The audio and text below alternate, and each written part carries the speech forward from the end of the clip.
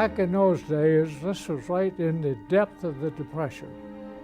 And the money that we received for being in the Corps from the government for our military training was the difference between being able to buy a ring or not buy one.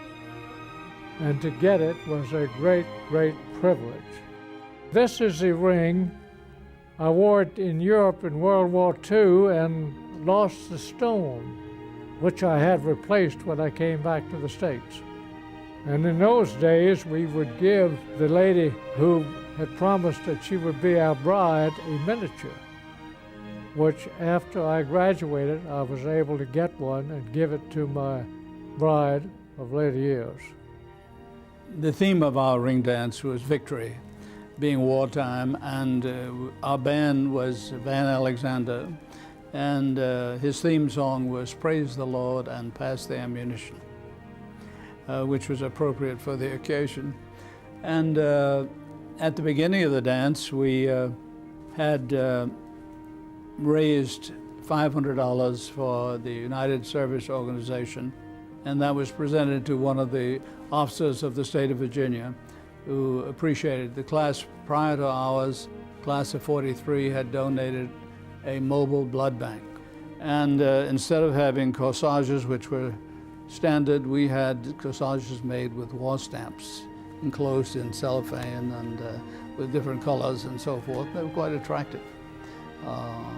About $25 worth of war stamps in a corsage. I'm convinced that both classes felt they must do something for the war effort, and this was our attempt to be of service. I think the camaraderie of the Corps and everybody sharing this ring and having that as a symbol of that bond was much more significant than most people realize. The thing I remember most about the 50s was the fact that during that period of time we had quite a few Korean War veterans in classes with us. They were back on the GI Bill to get a college education. I also remember the fact that we played football in Miles Stadium, which is located now where the Dietrich Dining Hall is. Our football team didn't excel too much in today's standards, but we supported them all the time. I got a ring to support athletics and academics, and I still wear my ring all the time.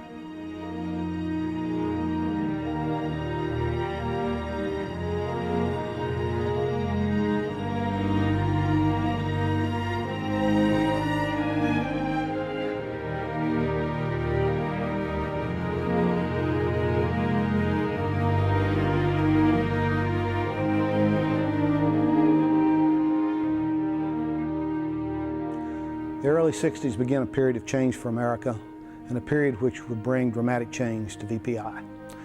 Dwight Eisenhower was president of our country at that time, but quickly was succeeded by a young New Englander named John Kennedy. Walter Newman was president of Virginia Tech at the beginning of the decade, but quickly was succeeded by Marshall Hahn, a man who would set a course for VPI which was unexpected, which was revolutionary in the minds of some people, and which would lead to us becoming the university that we are today. I guess the exciting part of it to me was that I spoke at Dr. Hahn's inauguration on behalf of the student body. I got to know him rather closely during that period of time, and to watch from a distance as VPI then evolved from this small engineering and agricultural school in the mountains of Virginia to an internationally known research university has been a pretty exciting and thrilling thing to watch, and a very fulfilling thing to say. In a little way, I was a part of it. My ring is really the lasting symbol of that part that I had. It reminds me of what Virginia Tech was and the experiences I had. It takes me back to the friends with whom I worked to design the ring, and as we still get together 50 years later, compare rings and compare wear and tell stories about the change that took place beginning in our days in the early 60s. You know, my class ring kind of anchored me in my experience at Virginia Tech. You look at the year of my ring dance, the spring of 1970. I'm a cadet at a military school during a time of an unpopular war. There's campus unrest here and other places in the country. And the ring kind of brought to me what the tradition of this place really is. It anchored me, it kind of held me steady during a time in my life when there was a lot of things going on that I didn't know what the resolution would be. So after I graduated from this place, what I remember is that feeling of solidity, that anchor that the ring gave to me. And that's why I never take it off. I mean, I'm a great hockey fan. I love all our sports teams, but the ring meant that I was a man of Virginia Tech, and that's why I wear it to this day.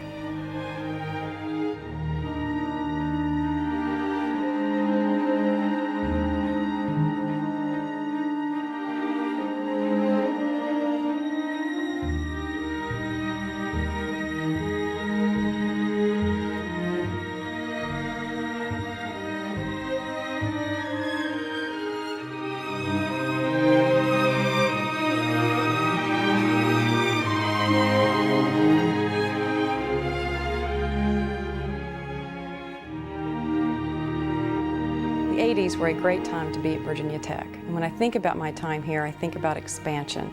The expansion of Newman Library, the expansion of Lane Stadium, which made us the largest stadium in the state of Virginia, which was very exciting. We also beat UVA that year, 30-0. It's always a good time when you beat UVA.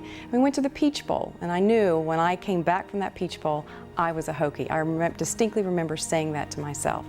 And I was so excited when I saw the ring committee unveil the elements of the ring, and there was Lane Stadium on there. So now when I look at my ring, I can remember those wonderful times here at Lane Stadium and Virginia Tech. When I think of the 90s here at Virginia Tech, I think of this time of transition, not just for the university, but for our entire class and myself. The new millennia was on the horizon and this uncertain future ahead of us. And when I look at my class ring, I see Burris Hall and the pylons, and I'm reminded of the foundations of leadership that I learned in the Corps Cadets, and that this whole entire university was going to be successful, not just myself, but the entire Hokie Nation.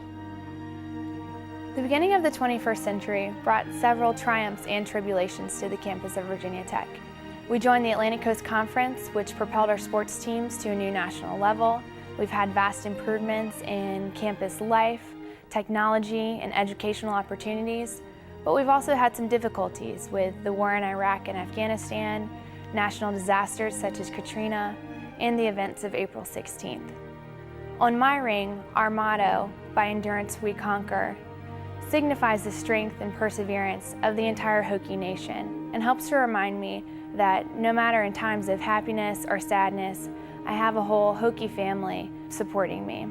The ring and the traditions that surround it connect me to the past, present, and future generations of Hokies.